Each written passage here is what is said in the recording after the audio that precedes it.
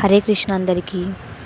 కురుక్షేత్రంలో ఏమి చేశారు అని ధృతరాష్ట్రుడు అడిగిన ప్రశ్నకు సమాధానమిస్తూ కౌరవులు ఏం చేశారో ఇంతవరకు చెప్పాడు సంజయుడు.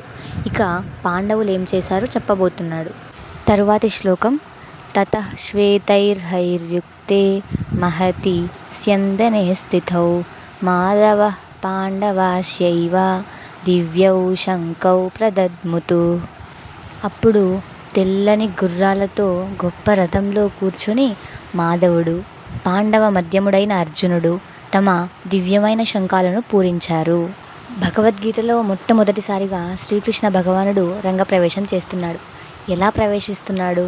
తెల్లని గుర్రాలపై గొప్పదైన రథంపై కూర్చొని అర్జునుడితో కలిసి ప్రత్యక్షమయ్యాడు. భగవద్గీతలో కృష్ణుడు ప్రవేశించాడండి. మరి మనం ధృతరాష్ట్రుల్లాగా వింటే కష్టం కదా. సో చాలా జాగ్రత్తగా ఆయనపై పూర్తి నమ్మకంతో భక్తితో భగవద్గీతను వినండి. అందరూ నాతో పాటు చెప్పండి, రాధాకృష్ణ.